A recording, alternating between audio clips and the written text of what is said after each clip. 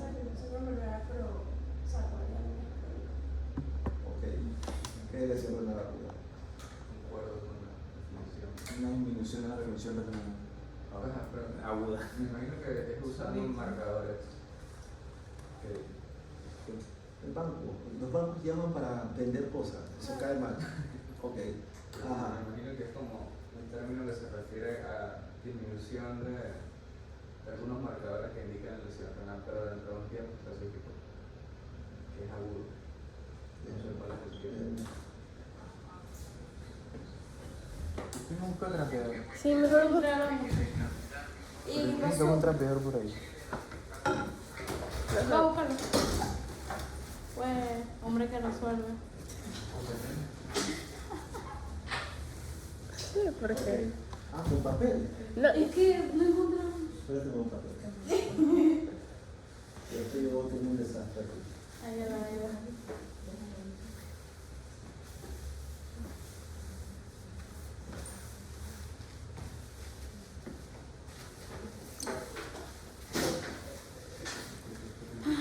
Bueno, no alcanzó, pero algo se va a ir.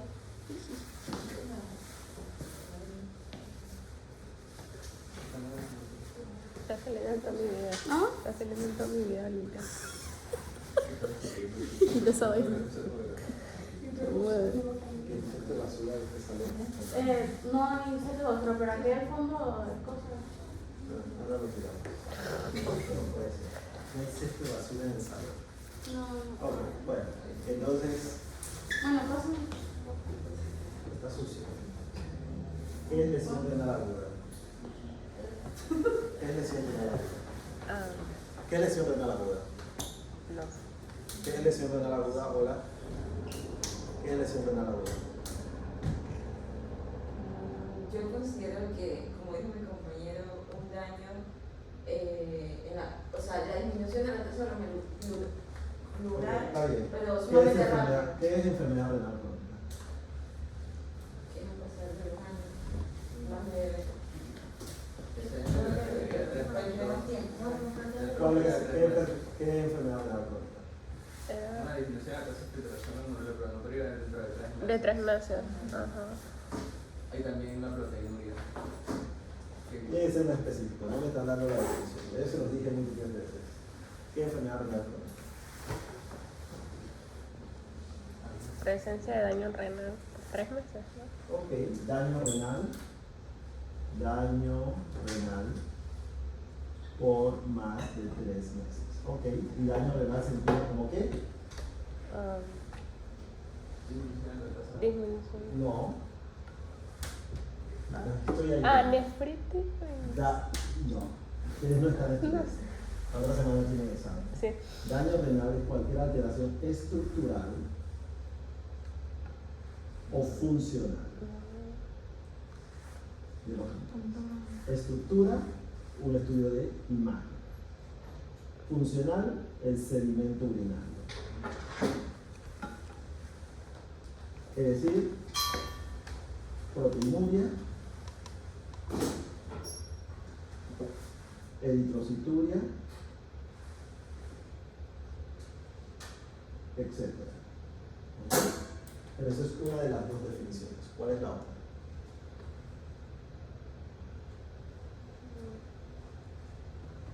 La tasa. Ajá. La disminución de la tasa de la filtración de ¿Cómo? por más de 3 meses. Ajá. Todos son por más de 3 meses. Crónico, más de 3 meses. ¿Ok? ¿Qué falta? La cantidad. No. Menor a 60.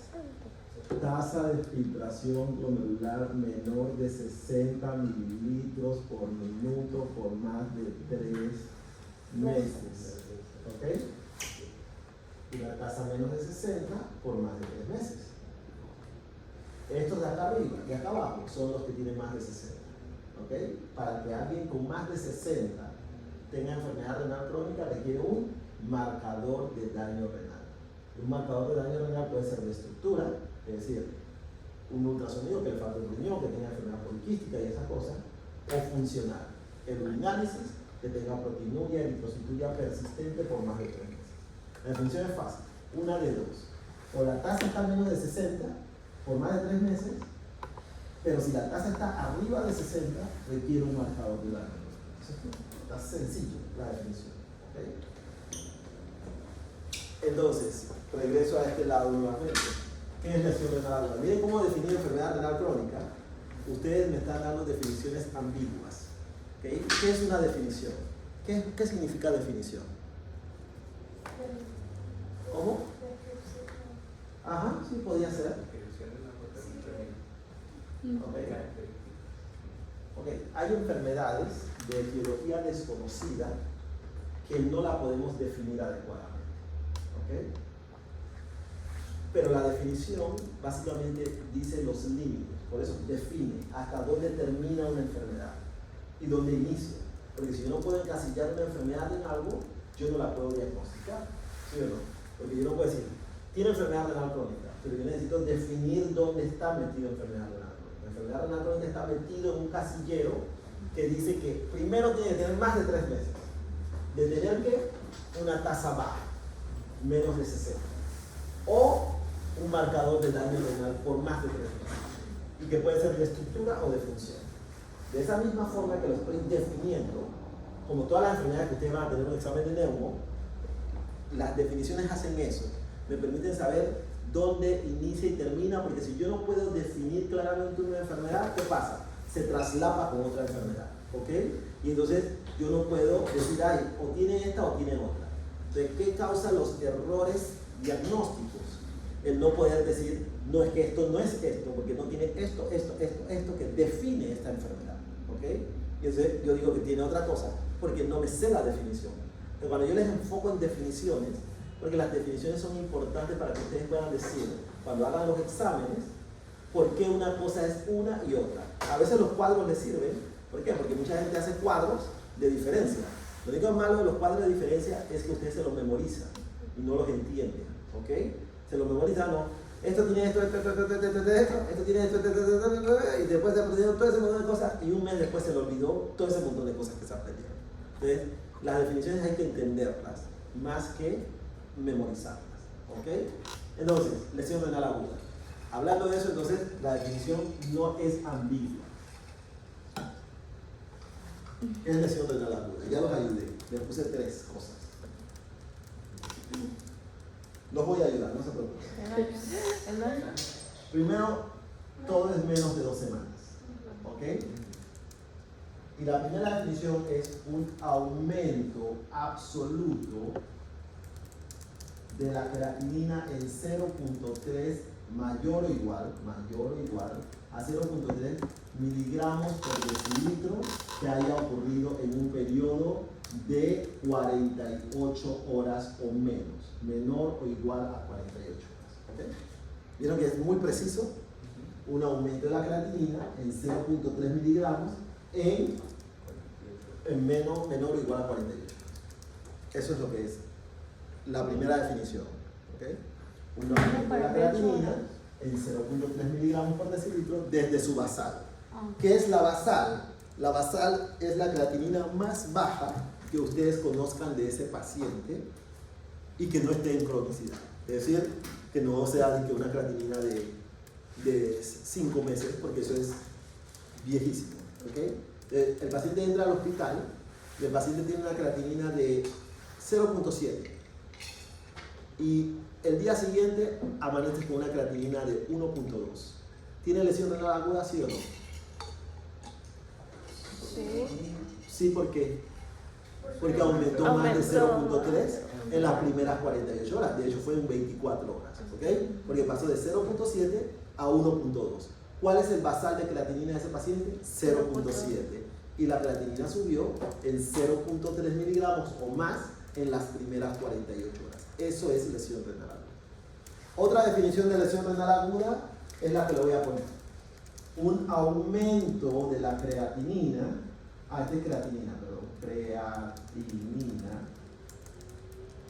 creatinina 1.5 veces sobre el valor basal que haya ocurrido en al menos 7 días.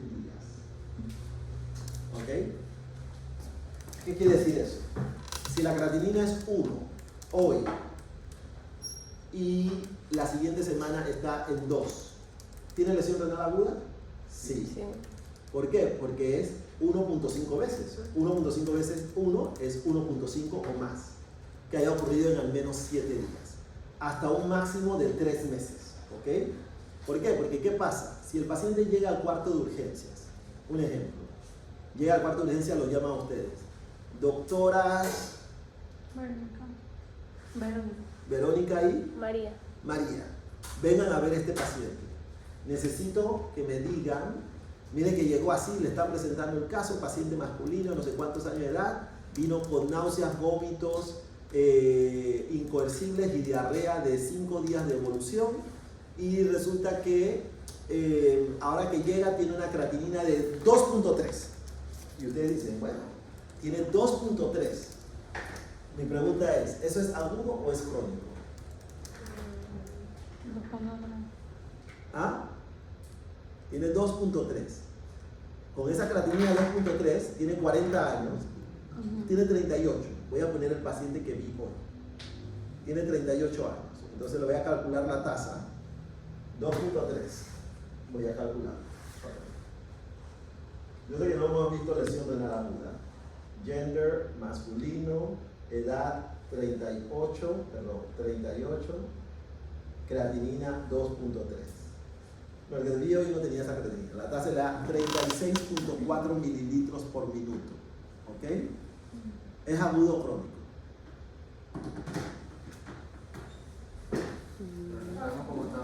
¿Cómo estaba antes? Ajá. Ok, ¿cómo estaba antes? Resulta que no tengo ningún laboratorio de antes, porque el paciente como el de hoy no iba al médico. Pues. Entonces, ¿es agudo o crónico? ¿Ah? Ok, ¿qué piensan? Digan algo. Lo que guste, no se preocupen. Sí, no, ese día sí. Tiene 2.3. Yo digo que De antecedentes, ¿quieren saber? Ajá. No tiene diabetes, no tiene hipertensión, no tiene hiperlipidemia, tiene 38 años, previamente sano, sin ninguna patología previa. No toma medicamentos. y si primero se clasifica como aguda y después en un tiempo se le hacen más exámenes y bueno, después si me aparecen así los exámenes a peor. Puede ser. Ok, les voy a decir, básicamente no lo sé. No lo sé. Yo no sé si es agudo o crónico. Pero tiene una creatinina de 2.3 y no tengo antecedentes crónicos. ¿Ok?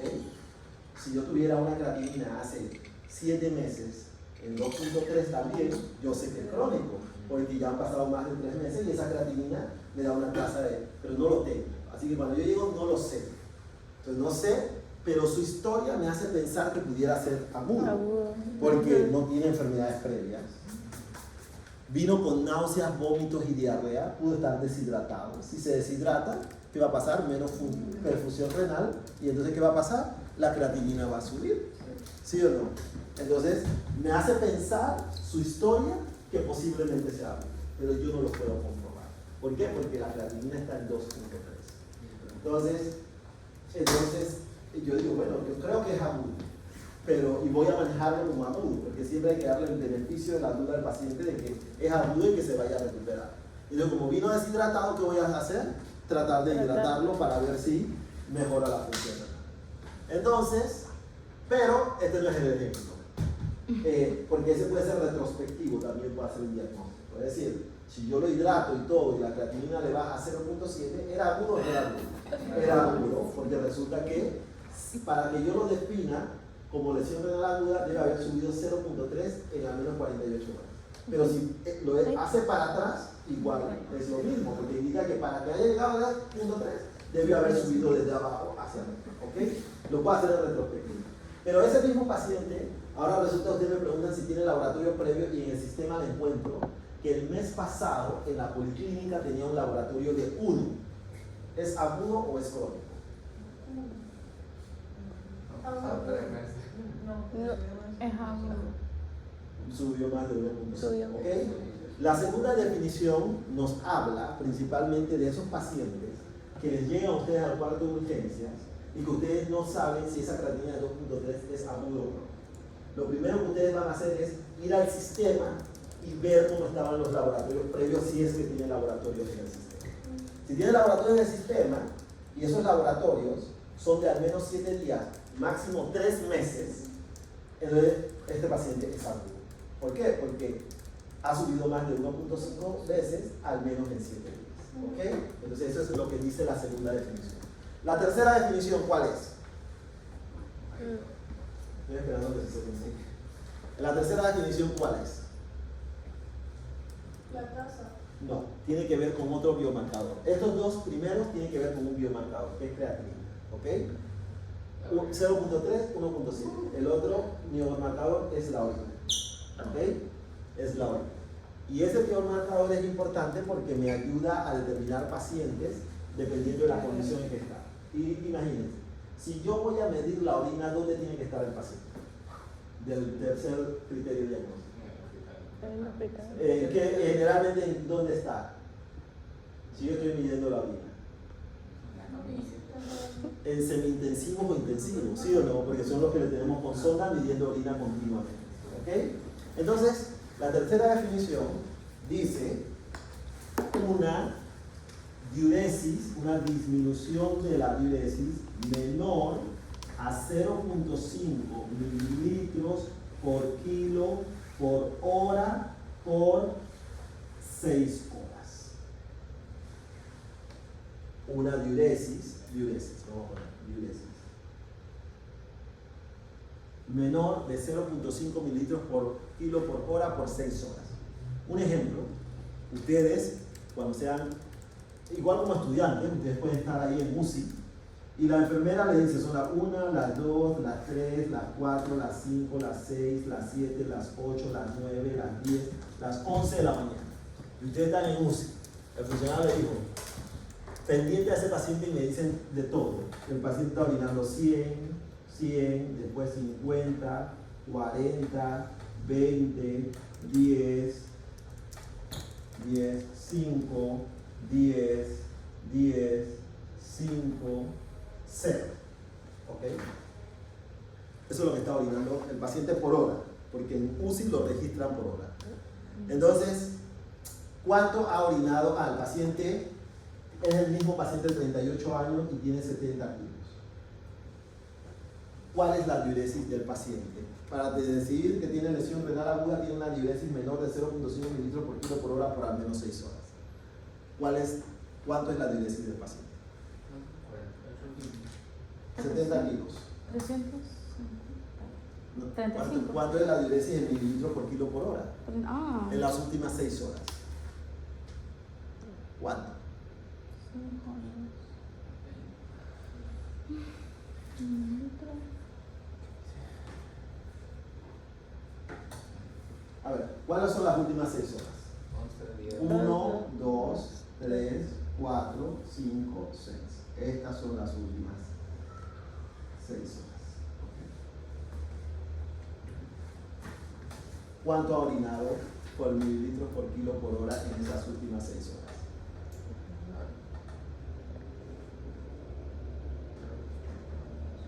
Eso entre la cantidad de 1.700. No puede dar eso. ¿Cuántos kilos? Es la verdad. 70. No sé cómo se saca la diuresis. O sea, es 1000 litros por hora.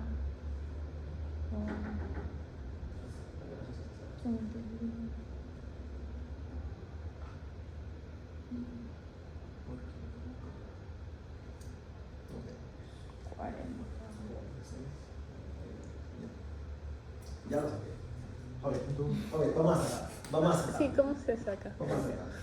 Ustedes pueden ver lo que le está pidiendo y ustedes pueden hacerlo. ¿Ya lo olvidó? 0.29. Posiblemente. Ok. Aquí orinó 10. 5, 10, 10 y 5. ¿Cuánto ha orinado? 40. ¿En cuánto? 6 horas. ¿Cuánto ha orinado por hora en promedio?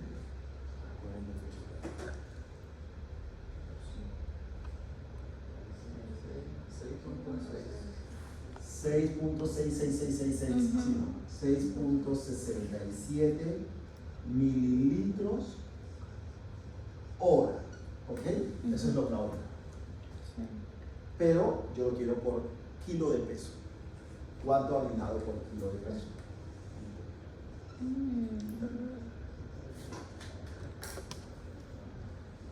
¿Cuánto? Ok. Sí, sí, sí, sí.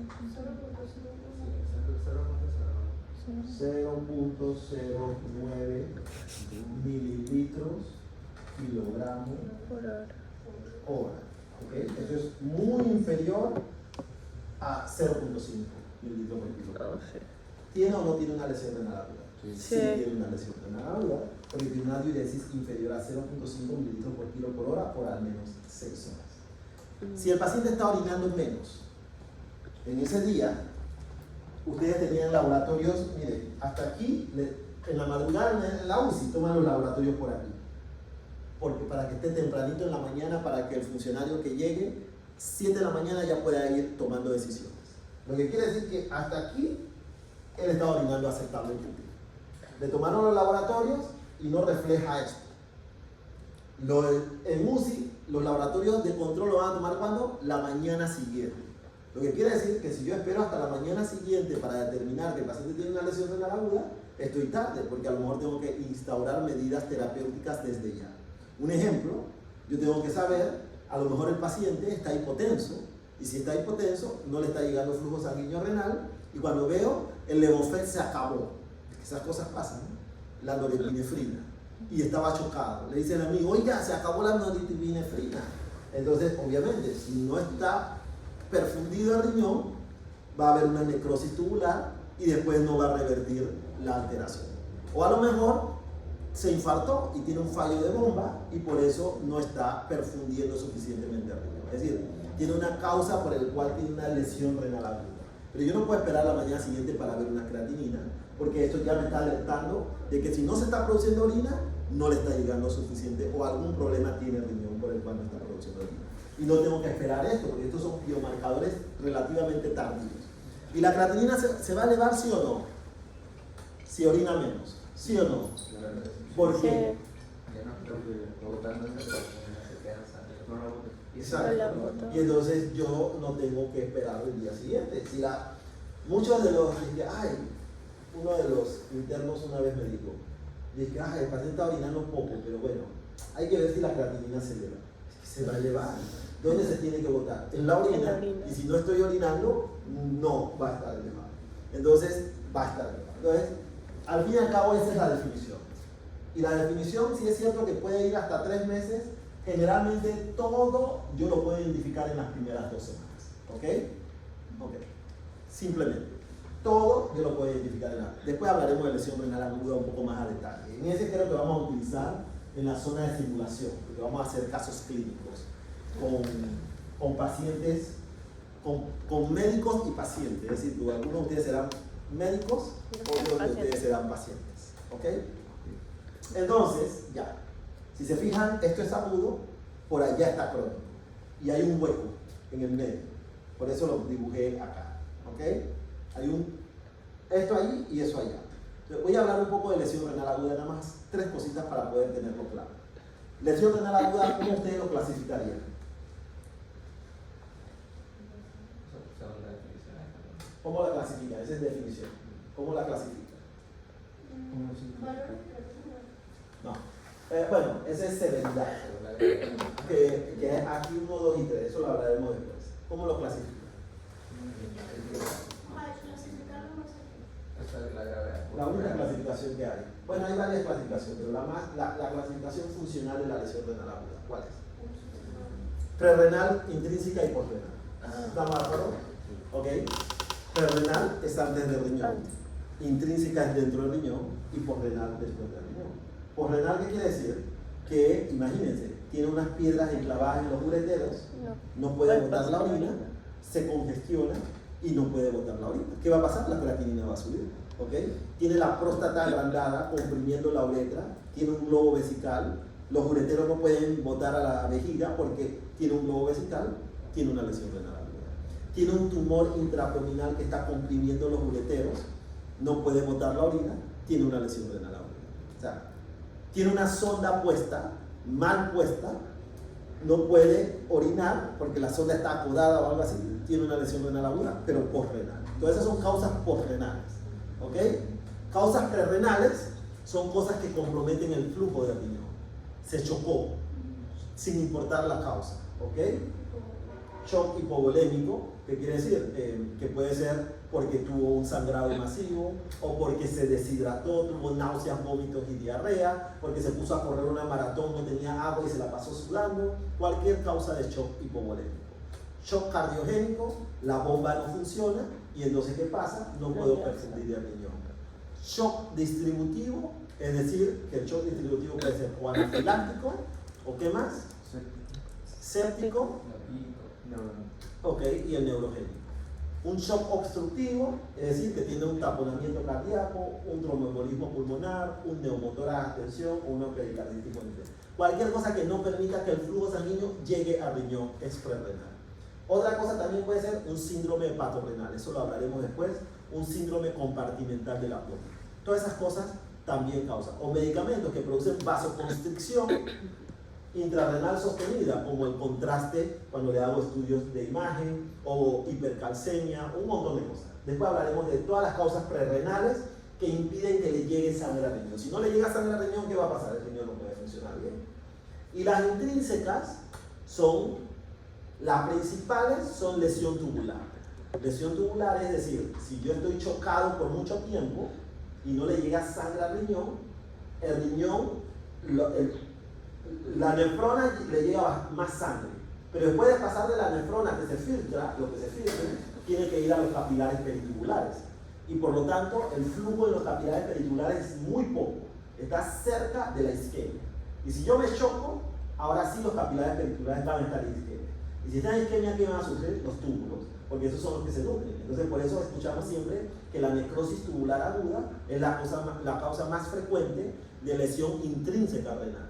Y una de las causas de necrosis tubular aguda más frecuente es precisamente estar chocado por mucho tiempo y no resolver el shock, que primero es prerrenal, porque no le llega flujo, pero eventualmente ahora daño los túbulos porque no los puedo nutrir y entonces tengo necrosis tubular. Ahora tengo un daño tubular, ¿ok?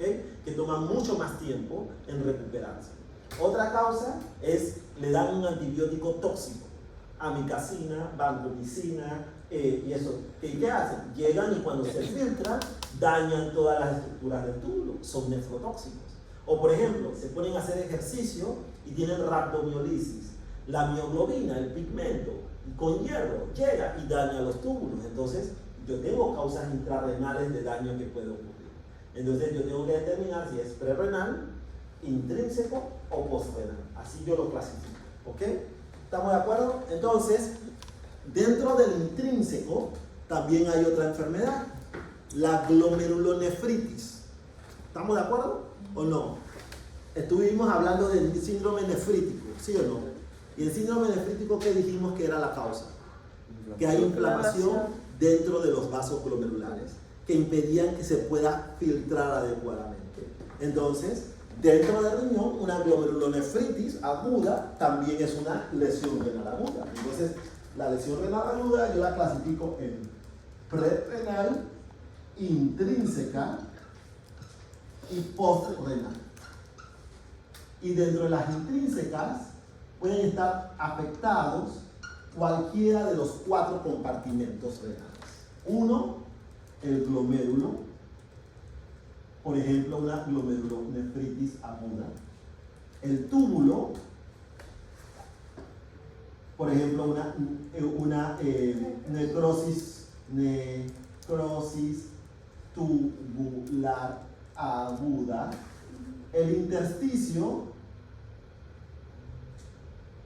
por ejemplo, una nefritis intersticial aguda. Y por ejemplo, los vasos, los grandes vasos, por ejemplo, una trombosis vascular. ¿Ok? Uno de los 4 compartimentos tiene que estar afectado dentro del riñón. Entonces, la glomerulonefritis no es lo mismo que la nefritis. Sí, es lo mismo. Es una nefritis Es una inflamación vascular del glomérulo. ¿Ok? Entonces tenemos una glomerulonefritis aguda. ¿Ok? Un síndrome nefrítico. ¿Ok? Entonces, ¿qué sucede? La glomerulonefritis aguda se manifiesta clínicamente como una ¿qué? Lesión renal aguda. ¿Ok? Por lo tanto, se va a manifestar como alguna de estos tres criterios. Eso es glomerulonefritis aguda. Es decir, la glomerulonefritis aguda, como digo, glomerulonefritis aguda, es un síndrome nefrítico que se manifiesta como una lesión renal aguda, porque entra en criterios de lesión renal aguda. ¿Estamos de acuerdo? ¿Lo vuelvo a repetir? No. Okay. Entonces esa es glomerulonefritis aguda. La glomerulonefritis aguda es un síndrome nefrítico que se manifiesta como una lesión renal aguda, por eso el término agudo, porque se manifiesta como una lesión renal aguda. ¿Ok? Ese es el término nefrítico. Ahora, yo estoy hablando de lesión renal aguda y allá está crónico. Pero en el medio de esto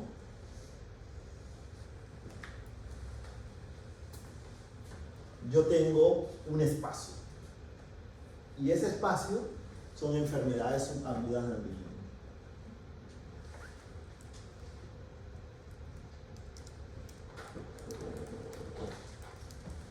Okay.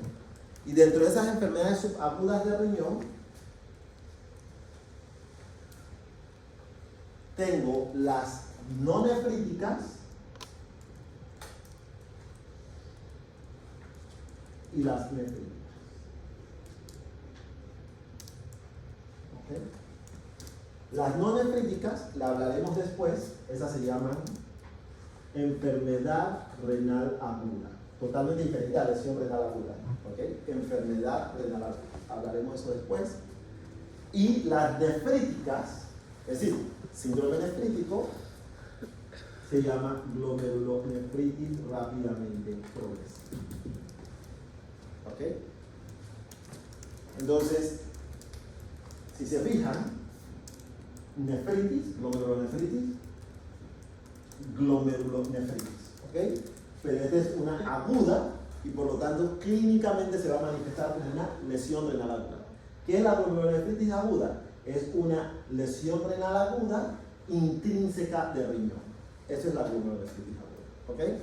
La glomerulonefritis rápidamente progresiva también es una nefritis, pero no se clasifica como agudo, se clasifica como subagudo. Y por eso le tengo el término de rápidamente progresiva. ¿Y hasta dónde termina? No entra en lo crónico. Es decir, que está entre este espacio de 2 semanas y esto. Ahora lo vamos a definir un poquito mejor. De cómo se mueve la creatinina, porque yo estoy hablando de creatinina, ¿no? Esto no entra en criterios de lesión renal aguda. Si entra en criterios de lesión renal aguda, intrínseca, es una glomerulonefritis aguda. ¿Okay? Así que ahora vamos a hablar de nefrítico. La semana pasada hablamos de nefrótico, ¿no? Pero vamos a hablar de nefrítico rápidamente progresivo y en otro momento hablaremos de agudo. ¿Ok? Así que vamos a borrar esto del centro porque esta presentación entonces la estoy tapando. Voy a borrar aquí un poco porque voy a tapar la presentación. Hasta aquí. Y vamos a dejarlo atrás. Ok, ahora sí. Mucho tiempo para entrar al tema. Glomerulonefritis rápidamente progresiva. Tengo que borrar un poco más. Vamos a borrar aquí, aquí, aquí, pero ya ustedes anotaron y se acuerdan de todo. Sí. Hasta ahí. Okay. Voy a saltarme esta diapositiva. Ok. Voy a saltarme esta diapositiva. Okay. Voy a ponerla aquí. La glomerulonefritis rápidamente progresiva es clínicamente como ustedes expresan una glomerulonefritis. Es decir, si yo quiero definir una glomerulonefritis aguda, es lo que el clínico dice. Yo creo que esta paciente, ahorita vamos a hablar de la definición, tiene una glomerulonefritis rápidamente progresiva. Pero el patólogo le dice otro nombre. Si yo le hiciera una biopsia y le paso al patólogo la muestra, él me va a decir, ay, el paciente tiene una glomerulonefritis crescéntica. ¿Ok? Es lo mismo. Uno es un término histológico y el otro es un término clínico. ¿Ustedes cómo le deben decir? Glomerulonefritis rápidamente progresiva. ¿El patólogo cómo le va a decir? Glomerulonefritis crecente, pero es exactamente lo mismo, ¿ok? Porque es un término histológico. La glomerulonefritis rápidamente progresiva se caracteriza histológicamente por las presencias de semilunas o crecientes. ¿Qué es eso? Ok, este es un glomérulo normal. ¿Estamos de acuerdo? Vaso, vaso, vaso. ¿Esto qué es? ¿En verde? La membrana de filtración. ¿La qué? La membrana basal. La membrana basal glomerular, ¿ok? Esto es la membrana basal glomerular. ¿Qué está hacia acá? La cápsula. ¿El qué? Los vasos. ¿Ok? ¿Y qué es esto que está aquí adentro del vaso? ¿Ok? ¿Qué está por afuera? Las células Las epiteliales. células ¿Ok? También llamadas como Los podocitos. los podocitos. Perfecto. ¿Y esto qué es? Las células mesangiales. Las células mesangiales. Perfecto. Están pilados. No pueden decir, cuando ustedes ven estas imágenes, otras cosas, ustedes tienen que mirarlo y decir, esto es los vasos sanguíneos, estos son las células endoteliales, esto es la membrana basal glomerular, esto es la célula epitelial visceral o podocitos, que cuando continúa para acá continúa como célula epitelial parietal que cubre la pared de la cápsula de Bowman. Esto es la cápsula de Bowman, esto es el espacio urinario, porque ahí se filtra y cae al espacio urinario para luego irse al túbulo proximal. ¿Estamos de acuerdo? Usted tiene que mirar eso y decir, todo eso es eso, rápidamente. Ok. En la glomerulonefritis aguda, ¿se acuerdan que yo hablé de que hay células inflamatorias que inflaman todo esto y que impiden la filtración glomerular? La glomerulonefritis aguda se caracteriza por mucha inflamación. Y yo le dije que habían pequeñas zonas de ruptura transmural donde los eritrocitos se podían escapar. En la glomerulonefritis rápidamente progresiva, el daño es tan grande que ¿qué ocurre? Se rompe sistemáticamente la membrana basal glomerular. ¿Y qué pasa? El contenido del vaso pasa al espacio de Bowman. Eritrocitos, fibrinógeno, factores de coagulación, células inflamatorias, linfocitos, leucocitos y todas esas cosas.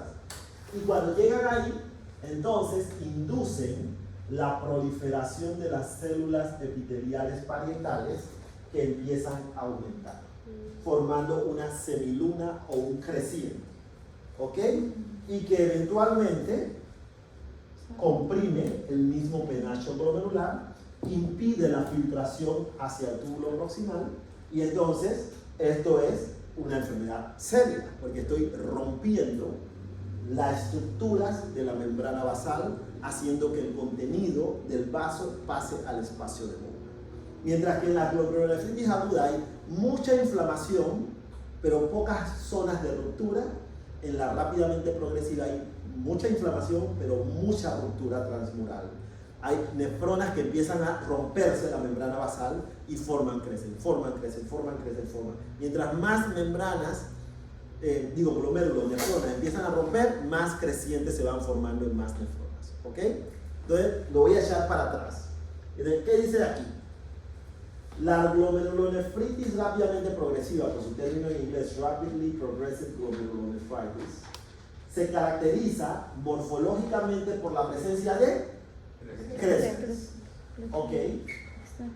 Los crescents, los grados de crescents simplemente están relacionados con la severidad de la enfermedad.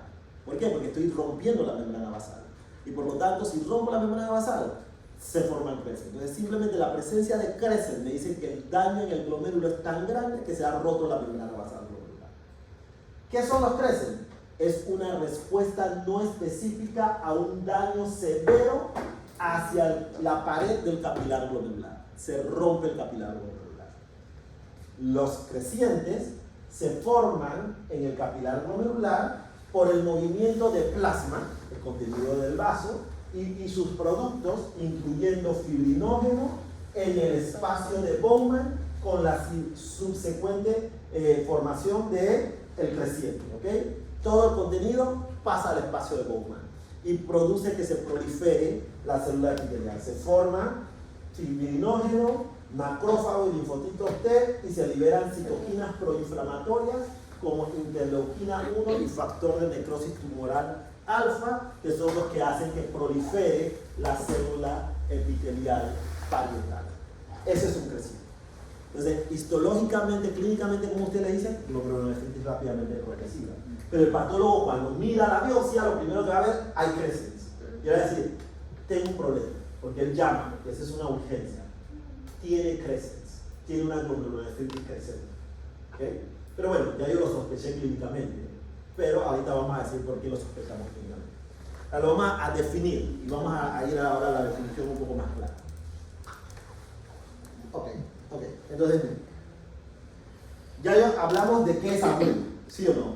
Lesión renal aguda es un aumento de la creatinina en mayor o igual a 0.3 miligramos por decilitro que haya ocurrido en las primeras 48 horas, o 1.5 veces el valor basal que haya ocurrido en al menos 7 días, o una diuresis menor de 0.5 mililitros por kilo por hora por al menos 6 horas. Eso es lo que yo les acabo de decir. Crónico, ustedes ya se lo saben, una tasa menor de 60 por más de 3 meses, o evidencia de daño renal por más de 3 meses, entendiendo daño renal como cualquier alteración de la estructura o de la función. Esas son definiciones fáciles, ¿ok? Menos de 2 semanas, más de 3 meses, y que hay un hueco en el medio, que es lo que se lo acabo de poner en el pizarro. Ese hueco en el medio son de 2 tipos de enfermedades. Unas no nefríticas, que yo le dije que se llaman enfermedad renal aguda, o unas nefríticas, que es glomerulonefritis rápidamente progresiva. Y entonces, ¿a qué me refiero con nefrítica y no nefrítica? Para que algo sea nefrítico, tiene que tener características de un síndrome nefrítico, es decir, eritrocituria, falla renal, hipertensión, edema, todas esas cosas que hablamos de nefrítico. Ese es nefrítico. Y lo otro es la hematuria microscópica. Yo puedo tener eritrocitos normales, pero también puedo tener eritrocitos ¿qué? Dismórficos, porque los eritrocitos cuando pasan todos los cambios se rompen, entonces tengo eritrocitos. O cuando yo paso los eritrocitos por los túbulos y encima se producen proteínas tan morfas, se van a compactar y que voy a tener un cilindro de eritrocitos en la orina. Si yo veo cilindros, yo sé que viene desde arriba del glomérulo porque es la única forma que se pueda formar un cilindro porque pasó por todos los túbulos para poder salir. Entonces, esas son manifestaciones nefríticas, ¿ok? Entonces, la glomerulonefritis rápidamente progresiva se define como en donde la creatinina sube en días a semanas, pero en un intervalo de 2 semanas a 3 meses. Yo no puedo clasificarlo como agudo porque no cumple criterios. No lo puedo clasificar como crónico porque no cumple criterios. Está en el medio entre los dos el aumento de la creatinina y entonces eso me hace pensar algo está pasando. ¿Y por qué está subiendo así? ¿Por qué? Porque resulta que a medida que se van dañando glomérulos porque se están formando crescens y crecen en glomérulos, la creatinina, ese glomérulo ya no filtra, otro no filtra, entonces la creatinina va a ir poco a poco incrementándose y encima, acuérdense, el urinálisis va a ser nefrítico, va a haber eritrocitos en la orina, eso es importante. Usted tiene que, este urinálisis está proliferativo, está activo, hay eritrocitos en la orina y encima la creatinina está subiendo. No cumple criterios de agudo, porque si fuera criterios de agudo sería una glomerulonefritis aguda. Entonces no cumple esos criterios, así que lo más seguro es que es una glomerulonefritis rápidamente progresiva. ¿Estamos de acuerdo? Y si es rápidamente progresiva, nosotros está causado por varias enfermedades, que ahora vamos a ver, y se considera una emergencia renal. ¿Por qué? Porque si ustedes no la identifican y no hacen nada, el paciente puede terminar irreversiblemente en diálisis para el resto de su vida. ¿Ok? De una enfermedad que pudieron haberla detenido. Y ahora vamos a ver cuáles son las causas de glomerulonefritis rápidamente progresiva. Para eso vamos a usar dibujos. Estoy usando dibujos para ir un poco más rápido. Estoy saltando algunas y después echamos para atrás. Esas son todas las causas. Son poquitas. Ok, vamos a analizarlas. Okay. Ya estamos claros en la definición, tomamos bastante tiempo en definición para que ustedes estuvieran claros de qué estamos hablando. Esto es una enfermedad nefrítica, no se les olvide, una enfermedad nefrítica subaguda del riñón. ¿Estamos de acuerdo? ¿Claros? Ok. Si yo tengo si yo sospecho, si ustedes, yo por eso critico, no critico, regaño, porque no debo criticar. Le digo a mis residentes, ustedes no pueden escribir un diagnóstico en el expediente si ustedes no van a pedir las pruebas necesarias para confirmar su diagnóstico clínico y si ustedes no van a iniciar las medidas terapéuticas para resolver ese problema. ¿Ok? Entonces, para eso mejor no escriben el diagnóstico, porque entonces se van a meter en un problema médico-legal. Y también se puede meter en un problema médico-legal, pero por no hacerlo. ¿Ok? ¿A qué me refiero? Si ustedes no llegan a un diagnóstico, el paciente se murió. Lo pueden demandar porque dijeron, es que ese doctor ni se dio cuenta que mi familiar tenía una cosa. ¿Ok? Es cierto. Eso es posible. Pero en muchas ocasiones hay pacientes que están complicados. El residente, hablando de él. ¿Aló? Dime.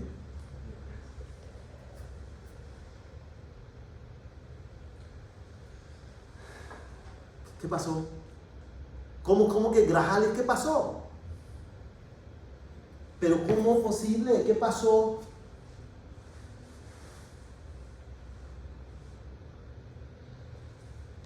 O sea, no puede ser. ¿Pero qué pasó? Encanto. Pero nosotros le iniciamos hoy. Entonces no entiendo.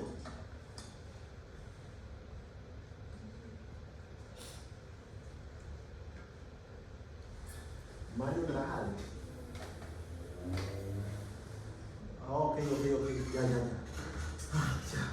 ¿Sabes quién yo estaba pensando? Omar. Pero el 9, pero igual le hicimos. Él no había iniciado. Él no había iniciado. Ay, Dios. Dios.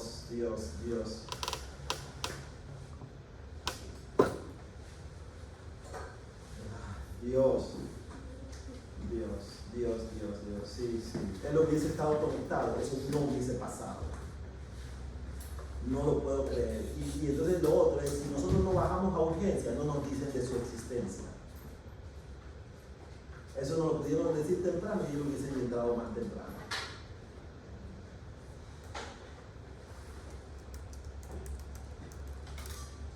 Sí, pero igual nosotros decidimos meterlo independientemente del laboratorio.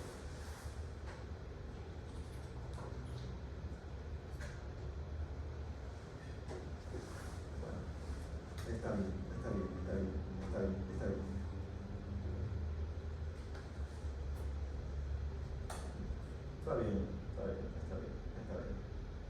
Oh, un shock. Está bien. Ok.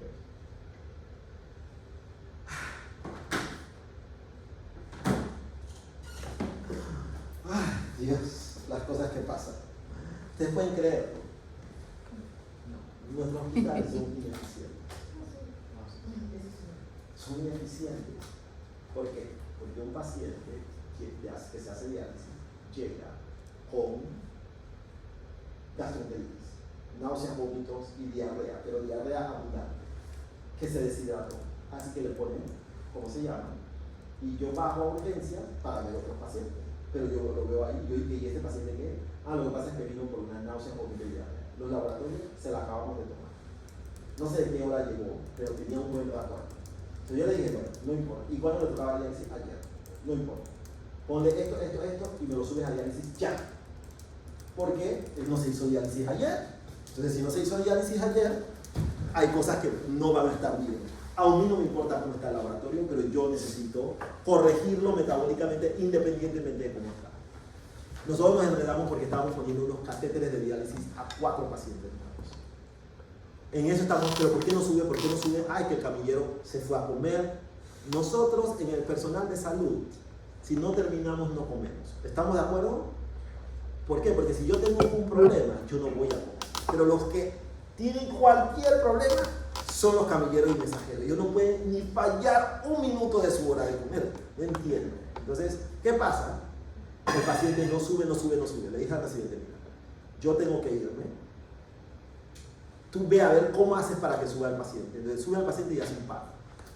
Cuando llegan los laboratorios, porque estaba ahí esperando, pero ¿qué pasa? Ya yo tuve que meter otro paciente, porque la sala de diálisis del hospital no está grande. Entonces estábamos esperando y mi enfermera se va a las 7 de la noche.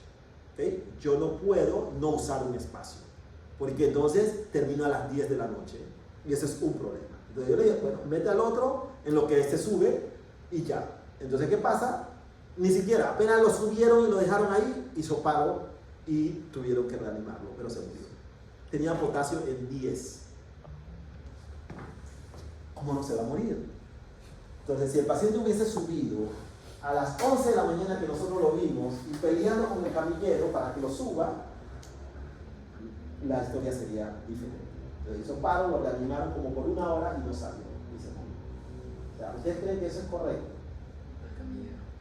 Entonces, y estábamos hablando de demandas médicas. ¿Ok? Entonces, ¿por qué? Porque en ese caso, ¿qué yo les dije? Yo no voy a esperar un laboratorio. El paciente le tocaba diálisis ayer. No pudo ir porque estaba con diálisis. ¿Cómo van a estar los laboratorios? Alterados. Yo no tengo que esperar un laboratorio. Entonces yo simplemente digo, o sea, sube la diálisis y después veremos los laboratorios cómo están. Porque yo sé que la diálisis le va a corregir cualquier cosa metabólica que tenga en ese momento. Pero bueno, ya me pusieron de mal humor.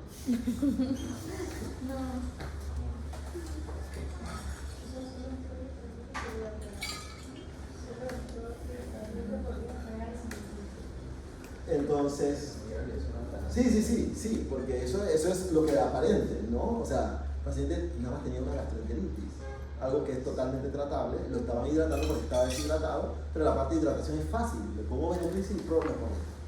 Pero hay cosas metabólicas que yo necesito corregir en diálisis.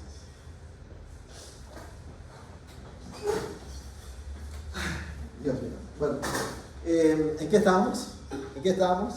Por eso terminé el show, porque no esperaba que me llamaran para decirme que ese paciente se murió. Pero bueno, entonces,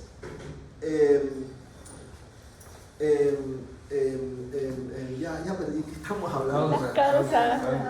Sí, estamos hablando de causas, es cierto. Estamos hablando de demandas, precisamente. El escribir algo en el expediente y no hacer algo por él, los pueden demandar. Es decir, un ejemplo, yo no sé el potasio, pero igual le iba a hacer diálisis a ese paciente. Porque a mí no me importa, pero yo clínicamente sé que él debe tener alteraciones metabólicas. Pero lo peor sería que ustedes le escribieran hipercalemia de 10 y no le hacen nada. Presos por el resto de su vida. Porque ustedes dijeron algo que tenía el paciente y no hicieron nada. Eso es malísimo. Hasta la gente piensa, porque los homicidios, porque puede ser homicidio, puede ser culposo o doloso. Doloso es que tengo intención de hacer daño. Van a pensar, ese quería acabar con el paciente porque un potasio en 10 y no le hizo nada. Yo creo que le caía mal. Y otra cosa es que lo puse en 10, puse la orden, pero entre múltiples cosas, porque también uno puede ser demandado, el paciente no logró hacerse el tratamiento que yo quería que se hiciera. Igual tengo responsabilidad legal. ¿Okay? Entonces en medicina es crítico las responsabilidades legales, pero esto es culposo y no necesariamente doloso. No, y es raro en medicina que te acusen de algo doloso, es complicado, porque eso implica como que a ti te cae mal la persona y tú quieres acabar. Eso no debe ser, Pero bueno, entonces, okay. La situación es que si ustedes tienen una rápidamente progresiva, que es hablando de él mismo, que les digo, yo tengo PES. Ustedes van a decir que es PES, percepción extrasensorial. Yo hablo de las cosas que van a pasar y por eso ya sabía que el residente me iba a llamar. Y estaba hablando de demandas, precisamente, y él me llama para decirme una cosa como esta. Ok, entonces, si yo tengo una glomerulonefritis, yo escribo diagnóstico número 1, porque la creatinina ha subido en días a semanas, tiene un urinálisis que está nefrítico, una glomerulonefritis rápidamente progresiva. Yo tengo que poner órdenes en el expediente tratando de establecer las causas. Y las causas yo tengo que saber cuáles son las causas. La glomerulonefritis rápidamente progresiva se puede clasificar en tipo 1, tipo 2 y tipo 3. ¿Ok? Voy a poner aquí 1, 2 y 3. ¿Ok? Tipo 1, tipo 2 y tipo 3. Eso es lo número 1 que tienen que saber. En la tipo 1 está dada por anticuerpos antimembrana basal glomerular. Anti-GBM,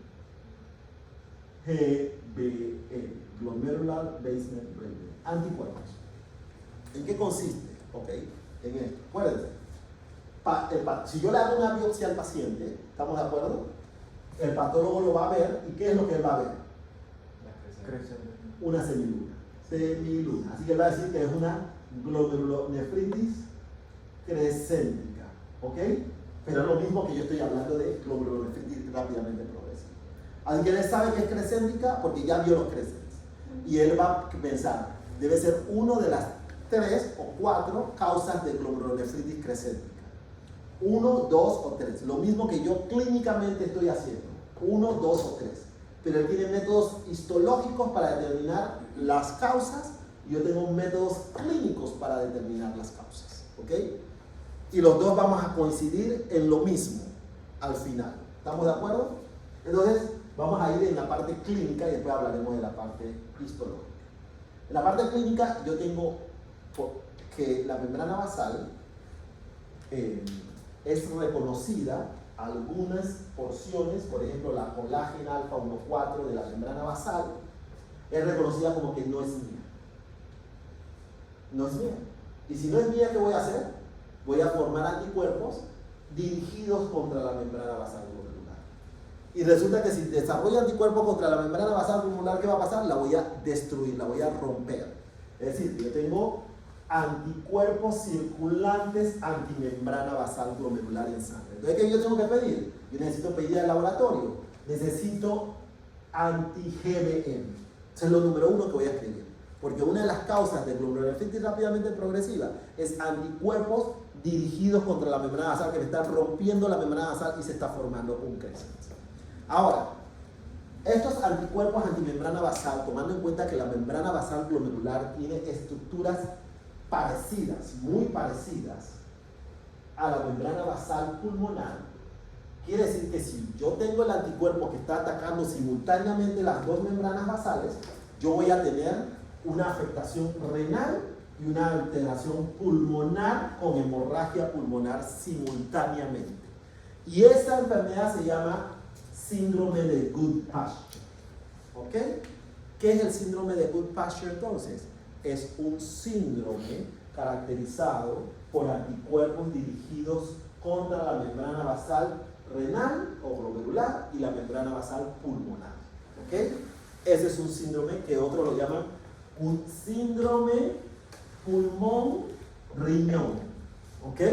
Porque si destruyo la membrana basal pulmonar, lo mismo que pasa en el riñón, los eritrocitos se salieron, también va a pasar al alveolo. ¿Y qué voy a tener?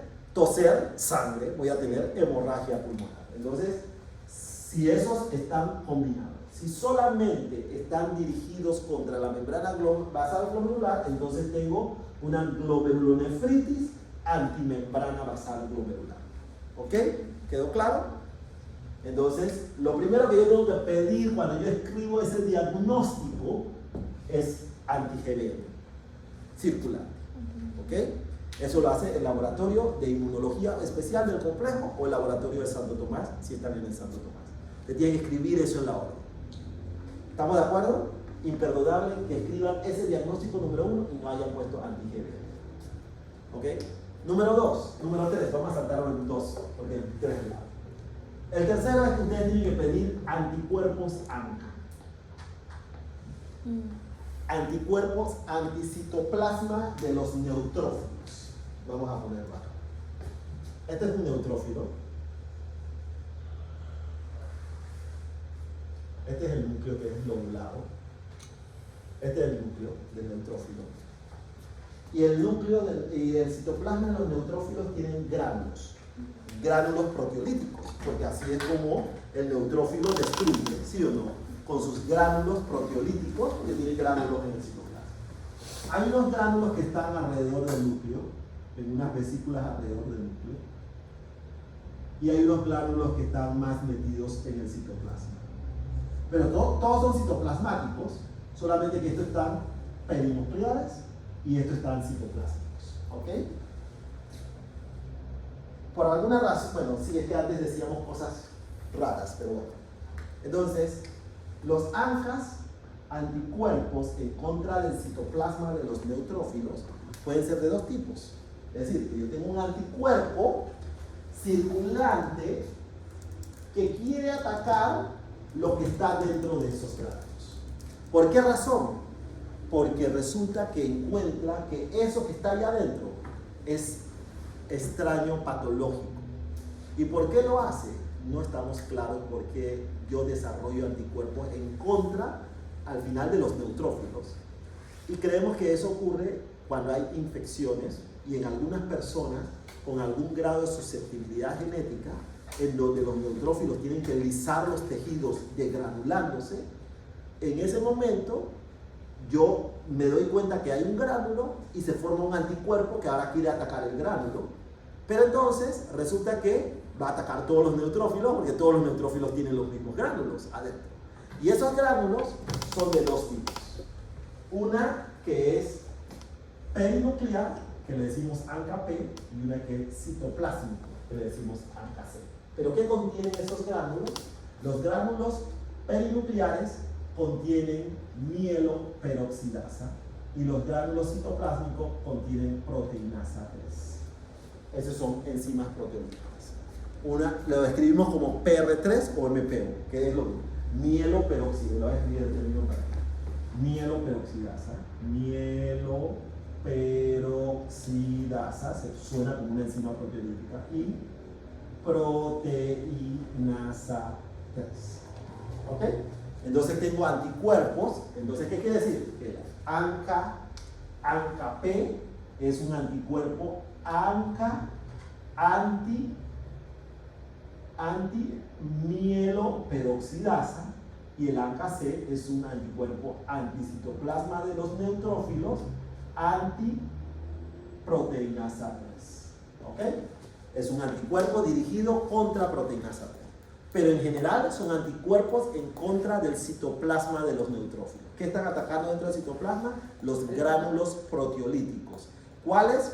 Dependiendo de su ubicación, o los perinucleares o los citoplásmicos. Los internos les gusta escribir P y C. Yo prefiero escribir ANCA-MPO y ANCA-MP3 porque suena más fisiológico.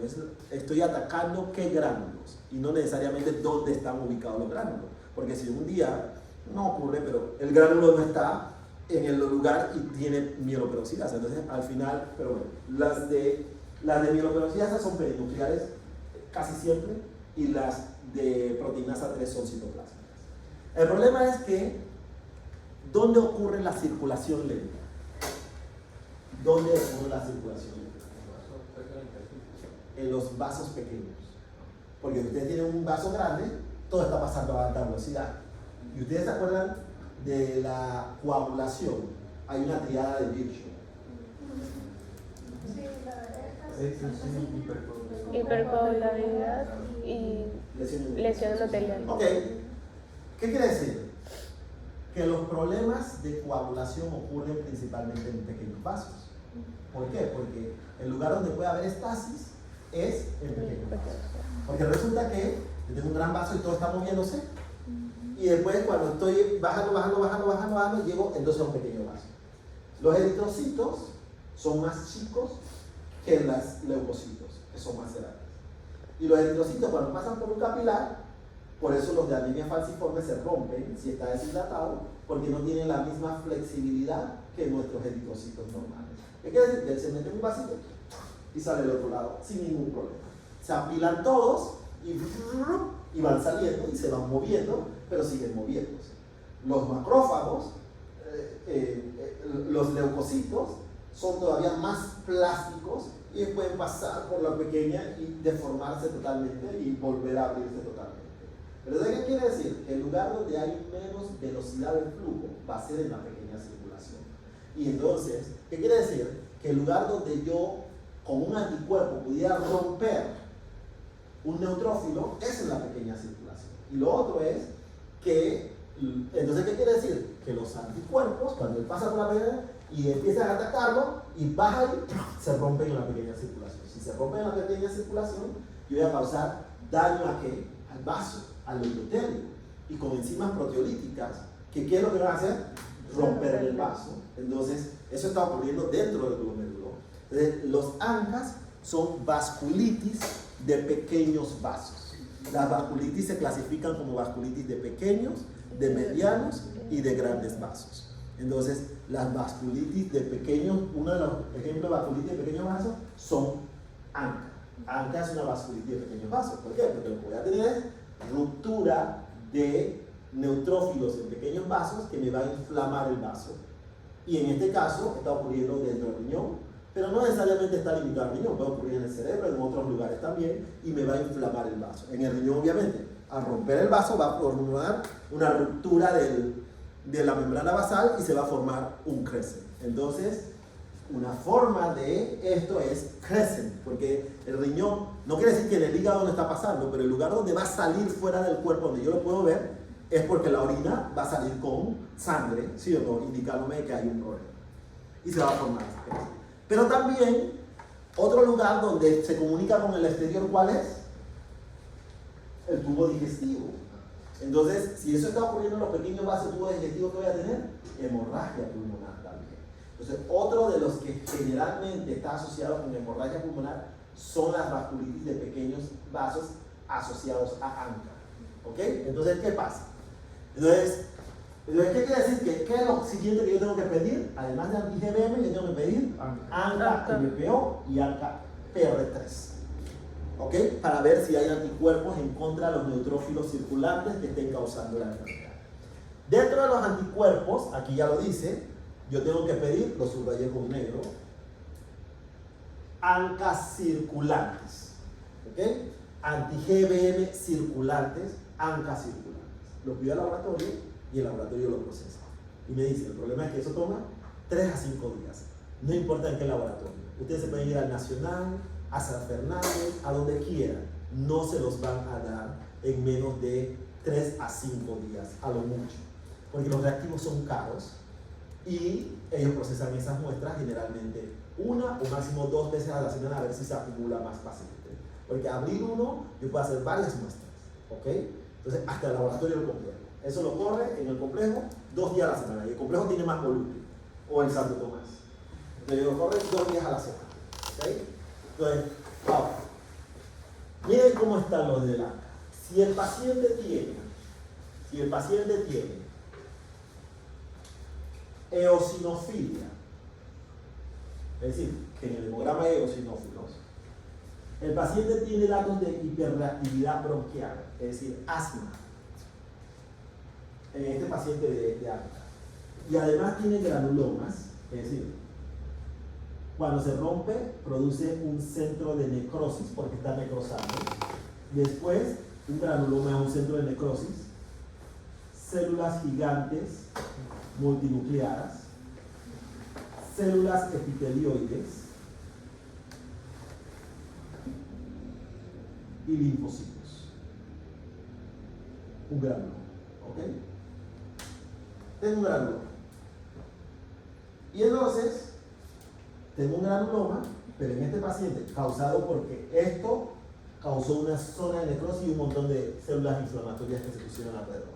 ¿Ok? Y entonces, tengo un granuloma, pero además el paciente tiene eosinofilia y tiene asma. Asma de la infancia. El paciente no era asmático y ahora tiene hiperreactividad bronquial. Por eso tiene eosinofilia. Estamos hablando de ANCA, es decir, tiene ANCA circulante, ahorita diremos qué tipo de ANCA, pero tiene eosinofilia, asma y además histológicamente tuviera granuloma. Probablemente yo no sé si histológicamente tuviera granuloma porque eso es como una biopsia, pero sí tiene eosinofilia y datos de hiperreactividad bronquial. ¿Usted era asmático? No. Entonces tiene un nefrítico, porque estamos hablando de que tiene un nefrítico rápidamente progresivo, tiene además aumento de la creatinina en 2 semanas a 3 meses y encima a lo mejor tiene hemoptisis, hemorragia pulmonar y tiene la afectación renal. Tiene como un pulmón. Pero en la parte renal, encima del hemograma veo que tiene eosinofilia y la paciente tiene hiperreactividad bronquial, que yo lo tengo que tratar como asma. Yo digo, pero mi familia no era asmática. Pero eso le ha empezado a pasar de hace como 2 meses para acá. Entonces, esa enfermedad asociada a ANCA, que tiene estas características, se llama una granulomatosis poliangeítica, una granulomatosis con poliangeitis eosinofílica. Una granulomatosis con poliangeitis, que significa varios vasos inflamados, eosinofílica. Una granulomatosis con poliangeitis eosinofílica, anteriormente llamado enfermedad de Schur-Strauss, ¿ok? O una vasculitis de Schur-Strauss, ¿ok? Pero ¿por qué no usamos el término Schur-Strauss? Porque Schur y Strauss eran médicos nazis y esos fueron eliminados de los libros. Y por eso lo describimos por la forma fisiopatológica y no usamos el nombre del epónimo, Schur-Strauss. ¿Ok? Entonces, pero es una granulomatosis con poliangeitis eosinofílica. Si tiene el mismo granuloma, pero no tiene datos de hiperreactividad bronquial, es decir, no tiene asma ni eosinofilia, entonces se llama una granulomatosis con poliangeitis. También tiene un asterisco, si ustedes se fijan, también tenía un epónimo, eso es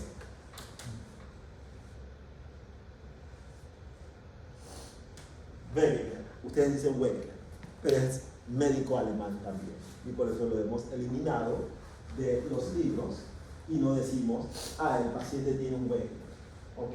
Tiene una granulomatosis con poliangeitis eosinofílica, anteriormente conocido como una enfermedad de Wegener. Ok. Si el paciente no tiene ningún granuloma, porque los dos son de granulomas, y este no tiene asma, si no tiene asma y no tiene granulomas y solamente tiene la vasculitis, entonces se llama poliangeitis microscópica. ¿Ok? Ahora vamos a decir qué tipo de ANCA son las que los causan. Por mucho, PR3. Por mucho, MPO. Más o menos 50-50. ¿Ok? PR3-MPO. Pero este es totalmente diferente a estos. Estos son enfermedades granulomatosas con asma, sin asma, y esto no es granulomatoso y es fácil hacer. Si yo tengo un ANCA, bueno, todos son síndromes pulmonares, pero los granulomatosos causan más hemorragia pulmonar. El que más hemorragia pulmonar es Wegener, el que menos moderada hemorragia pulmonar es Schur-Strauss, y el que menos hemorragia pulmonar causa poliangeitis microscópica. ¿Ok?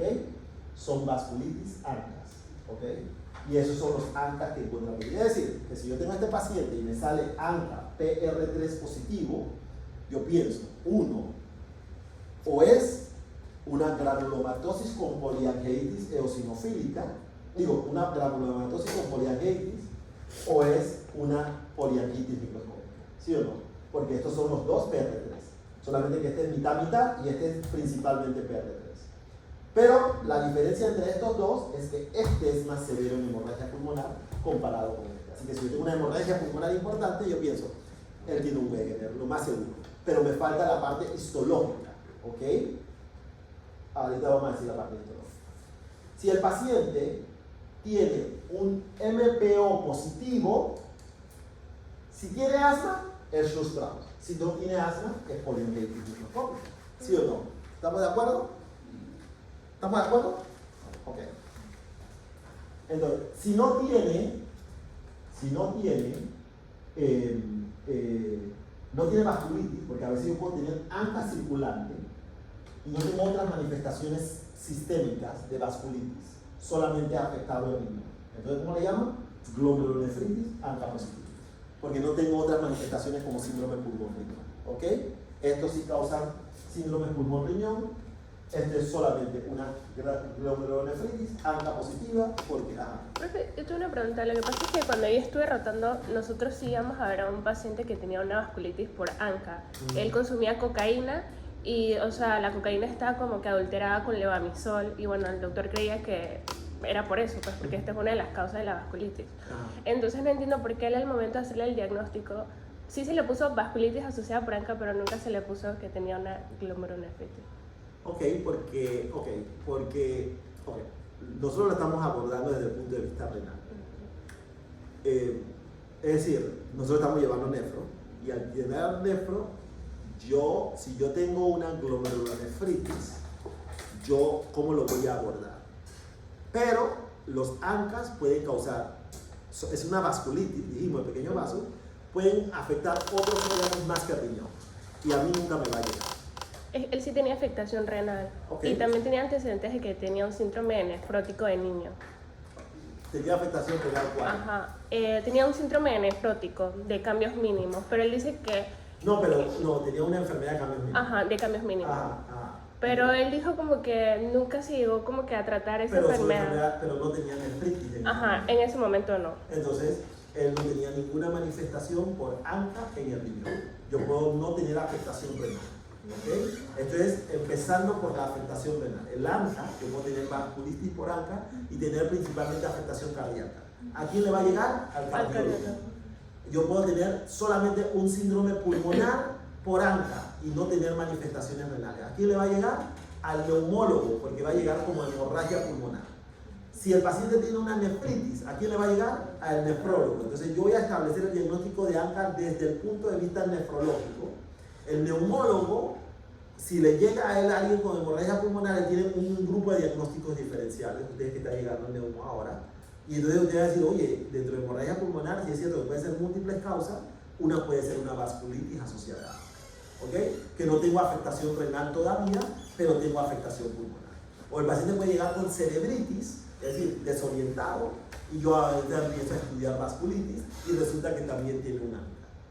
Entonces, yo puedo tener un órgano principalmente afectado y basado en ese órgano es donde va a llegar primero el paciente. Pero ¿quién lo recibe casi siempre al principio? Medicina interna. ¿Por qué? Porque en medicina interna va a decir, oye, tiene un fenómeno que no puedo explicar. ¿Por qué? Porque un niño, que tenía ANCA, no es tan usual, porque él lo tenía combinado con lupus, él llegó desorientado. No, psiquiátrico. ¿Y ustedes saben qué hicieron? Fue a psiquiatría. Wow. Y eso es raro porque los psiquiatras siempre descartan causas orgánicas. Y le empezaron a dar tratamiento para su trastorno psiquiátrico y no mejoraba. Terminó en el hospital porque se puso peor, su estado de conciencia empezó a disminuir, le hicimos un CAP y había zonas de microhemorragias cerebrales.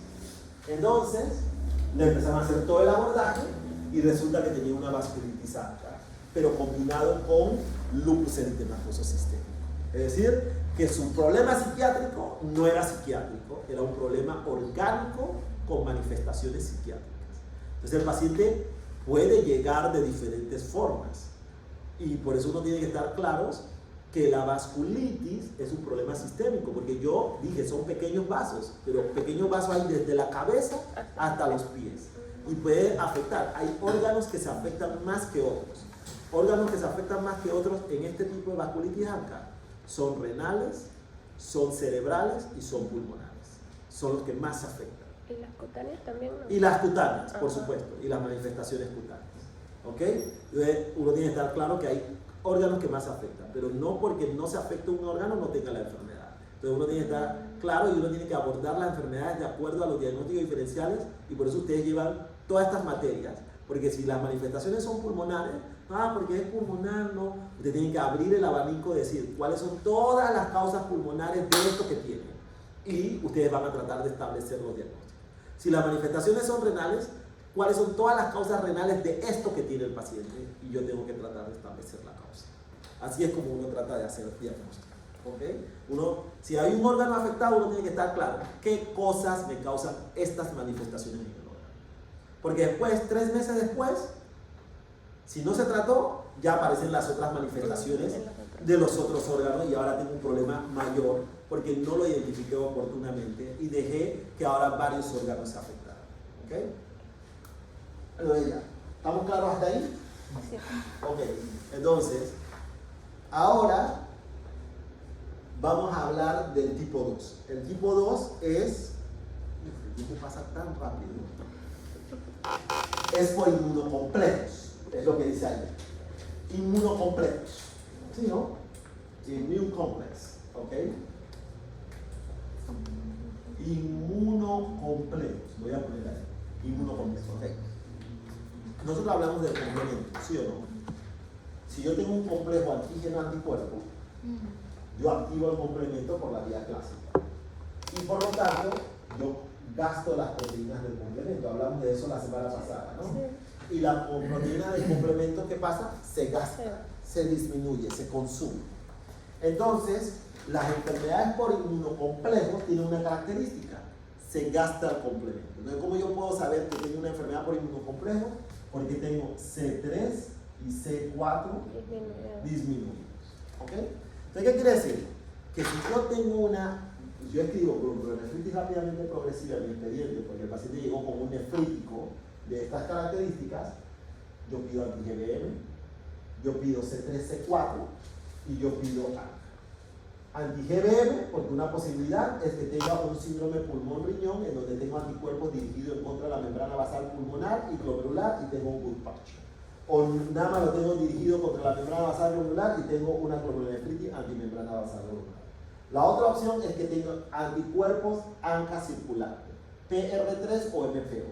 Si es PR3, principalmente va a ser lo que conocíamos como Wegener, o puede ser poliangiitis microscópica, pero principalmente Wegener es PR3. Si es MPO, puede ser una Schur-Strauss, como conocíamos anteriormente, o también puede ser poliangiitis microscópica, pero principalmente es Schur-Strauss, que es una granulomatosis con poliangiitis. La diferencia entre este es que este tiene eosinofilia y manifestaciones de hiperreactividad bronquial y los otros dos no. Así que si yo tengo un MPO positivo con datos de asma, yo sé que es un Schur-Strauss. Si no tiene datos de asma, MPO, entonces debe ser poliangiitis microscópica. ¿Ok? Y si yo tengo PR3, casi la mayoría de los PR3 son granulomatosis con poliangiitis. Y además estos dos tienen muchas manifestaciones pulmonares, mientras que este tiene mucho menos. ¿Ok? Lo siguiente es que ahora yo digo, bueno, puede ser una enfermedad por inmunocomplejos. Y una enfermedad por inmunocomplejos son todas estas que están aquí. Y un ejemplo voy a poner es que yo tengo una nefropatía por IgA. ¿Qué es la nefropatía por IgA?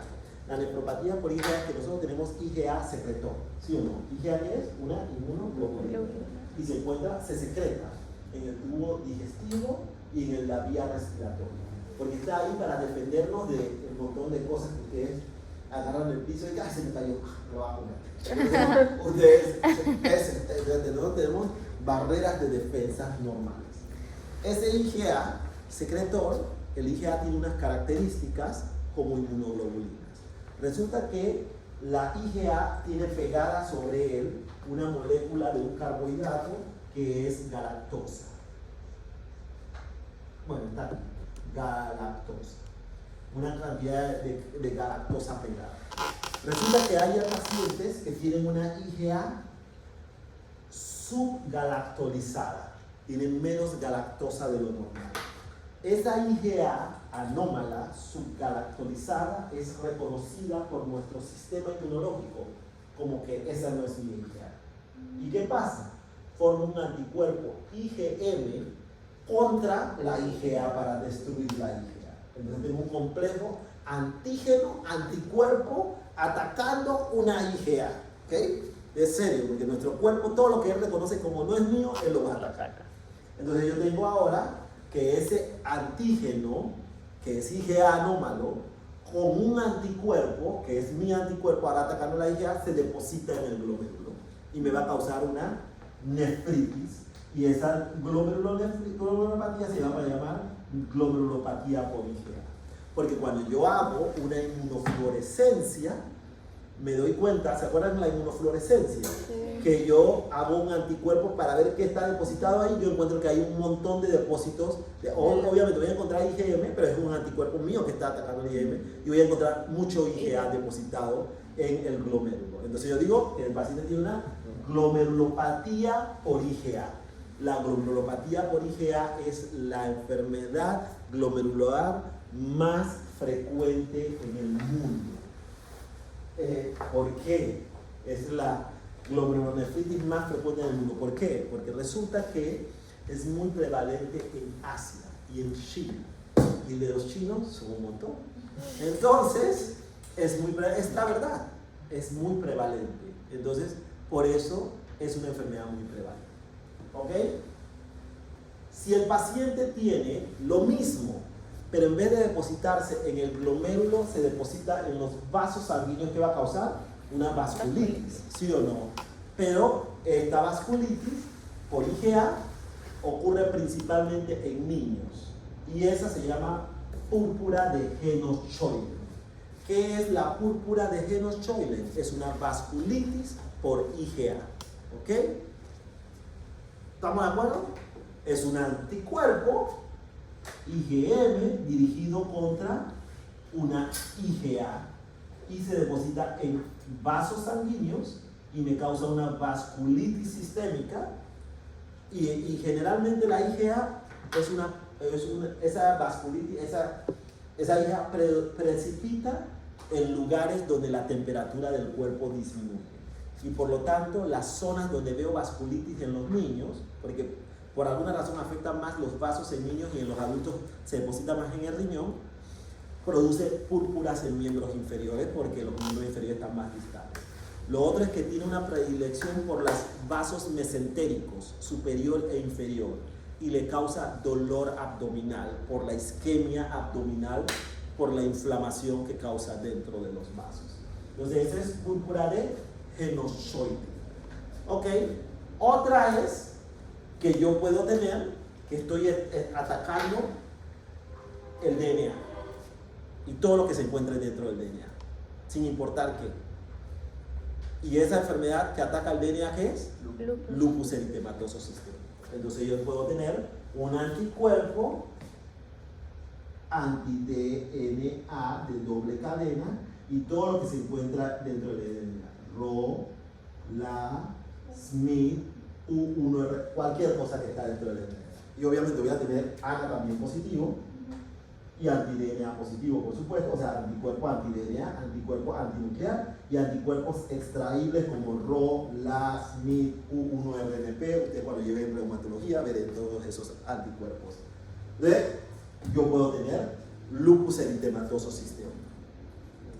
Lo otro es que puedo tener un anticuerpo, anticuerpo dirigido contra un antígeno específico que causó, que me ha costado eliminar, o que pudiera ser por mimetismo molecular o dificultad de eliminar el antígeno, de antígenos causados por bacterias. Y específicamente, ¿cuál es la más frecuente? El estreptococo beta-hemolítico del grupo A, donde puedo tener una postinfecciosa. Ahora pongo postinfecciosa. ¿Por qué? Porque puede ser Staph o Strep o cualquier otro microorganismo. Que el estreptococo sea el más frecuente es una cosa, pero también puede ser cualquiera. Ahora hay que tener cuidado porque la postinfecciosa se manifiesta principalmente como una glomerulonefritis aguda, ¿ok? Pero en ocasiones se manifiesta como una glomerulonefritis crescéntica, ¿ok? Ahora, voy a saltarme esta, tengo una en el hospital ahorita así, voy a saltarme esta ahora y voy a irme a esta ahorita. ¿Qué enfermedad dice ahí? ¿Qué es la membranosa? ¿Qué es la membranosa? Ustedes se acuerdan, lo vimos la semana pasada. ¿Qué es una nefropatía membranosa? Acuérdense que lo hice decir. Cambios mínimos, membranosa, focal y segmentaria, miscelánea. Es un síndrome nefrótico. Es nefrótico, ¿sí o no? Sí. Ok, pero vamos a ver este nefrótico a diferencia de los demás. Acuérdense que yo le puse la parte histológica. ¿Este qué es? ¿Esto qué es? El endotelio. ¿Esto qué es?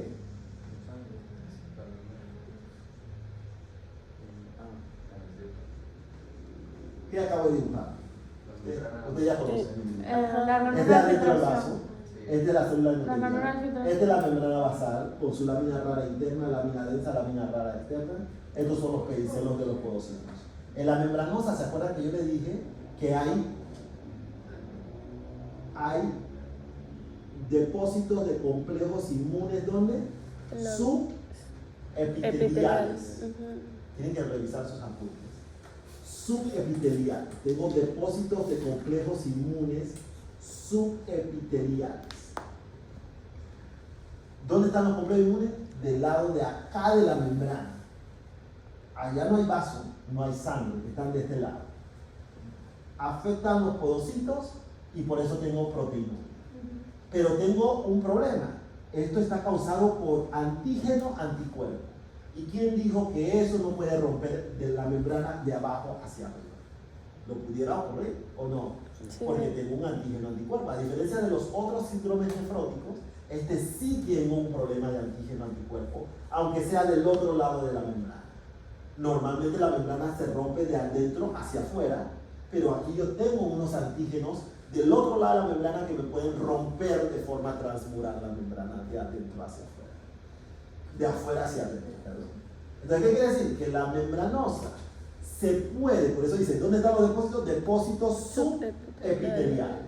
Pero me pueden romper la membrana, y si me rompe la membrana, se forma un crecente. Entonces, dentro de los nefróticos, el que se puede transformar a un nefrítico es la nefropatía membranosa. ¿Ok? Entonces, eso es importante. Porque ahora rompió la membrana, se forma un crecente, la creatinina empieza a subir porque en los nefróticos la creatinina tiende a mantenerse normal. Pero aquí ahora tengo un problema en donde estoy destruyendo las estructuras glomerulares porque se rompió la membrana basal causado por esto. Así que hay que tener cuidado, las membranosas pueden convertirse en una glomerulonefritis rápidamente progresiva. Ok, esta dice membranoproliferativa. La membranoproliferativa, eso es un tema que vamos a ver más adelante. Mucho de ello está causado por hepatitis C. Así que eso lo vamos a ver después. Y otros, un montón de otras, como 20 causas de esto. Pero esas son las más importantes. ¿Qué quiere decir? Que cuando ustedes tienen una glomerulonefritis rápidamente progresiva, escriben rápidamente progresiva, usted tiene que pensar, o es anti-GBM, tiene que pedir C3 o C4, porque puede ser todo esto, y encima de C3 y C4 usted tiene que pedir ANA, anti-DNA, ENA, anti-streptolicina, porque están pensando en esto, y después pueden decir, pero esto lo causa hepatitis B, C o HIV.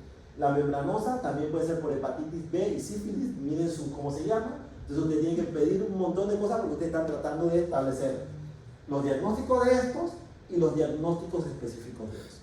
El patólogo tiene la ventaja, mucha ventaja sobre nosotros en esto, y por eso nosotros hacemos biopsia de entrada, porque lo primero que él va a ver es decir, es una glomerulonefritis crecente, porque tiene un crecente. Puede ser tipo 1, tipo 2 o tipo 3. Él necesita saber si es tipo 1, tipo 2, tipo 3.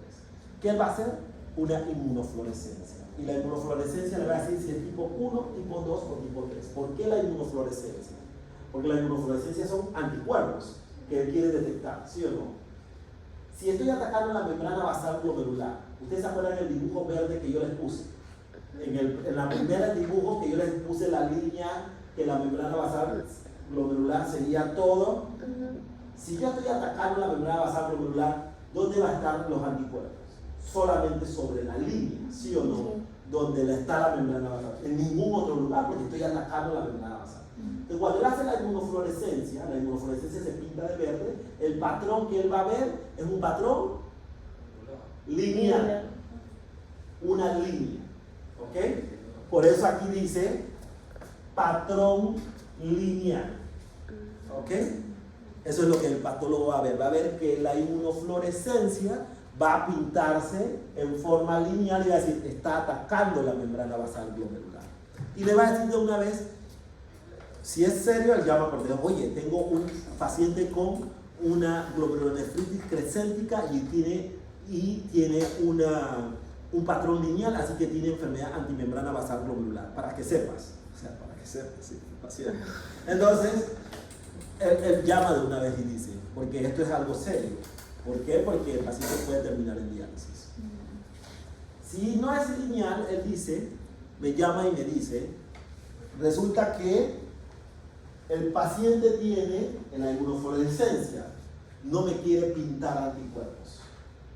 No quiere pintar. ¿Por qué no quiere pintar? Porque a quién estoy atacando, los ANCAs, los neutrófilos. Si ataco los neutrófilos, ¿qué va a pasar? Se degranulan. Si se desgranula, tiene enzimas proteolíticas. ¿Qué van a hacer? Lisar los anticuerpos que los están, ¿cómo se llaman? ¿Ok? ¿Qué quiere decir? Que cuando yo tiro anticuerpos para pintar, también los estoy lisando. O no quiere pintarse mucho porque no los puede detectar, porque se están lisando continuamente. Entonces se pinta muy irregularmente, casi no se quiere pintar nada dentro del glóbulo. Eso se llama pocos anticuerpos. Es decir, pausi inmune. Una tinción pausi-inmune. Cuando él ve una tinción pausi-inmune, él dice, y encima otras características, necrosis fibrinoide, él dice, tiene una glomerulonefritis crescéntica pausi-inmune, y te dice, busque ANCAs circulantes, porque pausi-inmune lo causa ANCAs. ¿Ok? Él mismo me dice, tiene ANCAs. Pero él me puede decir todavía específicamente, y resulta que tiene granulomas, así que tiene Church-Strauss o Wegener, pero resulta que estos granulomas están llenos de eosinófilos, tiene Church-Strauss. Él me dice de una vez, no tiene eosinófilos, es Wegener, nada más tiene mucha inflamación vascular sin granulomas, tiene poliangiitis microscópica. Él mismo me puede decir el diagnóstico final, ¿ok? Pero eso si hace la microscopía electrónica, porque la inmunofluorescencia solo va a decir es asociado a ANCA, pero no le puede decir específicamente cuál de todos hasta que él haga una microscopía electrónica y él pueda ver la ultraestructura de que hay unos granulomas y esas cosas, porque no lo puede ver con la inmunofluorescencia. La inmunofluorescencia sí va a decir o es este o es este o es ese, pero no le va a decir específicamente qué enfermedad. Pero él me puede ayudar bastante. Si él me dice busca ANCAs, a mí no me han salido los ANCAs, pero ya yo sé que va a salir ANCAs, ¿ok? Entonces, y ahora, después dice lo siguiente, tengo un patrón granular. Los complejos inmunes son complejos inmunes circulantes que se van a depositar en el riñón. IgA circulante se deposita en el riñón. Los anticuerpos antinucleares se depositan en el riñón. Los anticuerpos contra infecciones se depositan en el riñón. Son anticuerpos circulantes que van a activar el complemento. Entonces, ¿qué él va a decir? Resulta que cuando se deposita en el riñón, ¿dónde se va a depositar? En todas partes, en el mesangio, en el vaso, en todas partes. Así que el patrón va a ser un patrón que se llama patrón granular, irregular. Patrón granular de la inmunofluorescencia. Y él mismo me va a decir, basado en inmunofluorescencia, cuál de los tres patrones es. Él me va a decir, es lineal, así que es anti-IgB. Es granular, así que es por inmunocomplejos. Y es pausi-inmune, pocos anticuerpos, así que está asociado a. Pero en este también me puede decir, resulta que lo que veo depositado es IgA, tiene una nefropatía por IgA. O si no, bueno, no veo mucha IgA, porque acuérdense, esto es en vasos, así que yo tendría que hacer una biopsia cutánea para poder ver de las lesiones que tiene el niño en miembro inferior. Y esta vasculitis tiene una púrpura de Genoch-Schönlein, ¿ok? O tiene casa llena, todo depositado, de todo. Tiene lupus eritematoso sistémico. O me puede decir, oye, mira, este tiene depósitos subepiteliales y tiene ruptura de la membrana basal, tiene una membranosa que se transformó en crescéntico. Él mismo me dice el diagnóstico. Entonces, la biopsia es útil porque la biopsia me ayuda, pero a veces toma tiempo tener una biopsia de un paciente. A veces el paciente no está en las mejores condiciones, o sea, tiene anemia, estaba tomando anticoagulantes, múltiples cosas que me atrasan un poco la biopsia y yo tengo que irme en la parte clínica. Al final los dos vamos a llegar más o menos al mismo diagnóstico, pero yo desde la parte clínica y él desde la parte histológica. ¿Ok? Ahora, ¿qué importancia tiene esto? Que esta es una emergencia renal como lo habíamos puesto. ¿Qué quiere decir? Que yo debo detener el daño de la ruptura glomerular. ¿Y para eso qué voy a poner?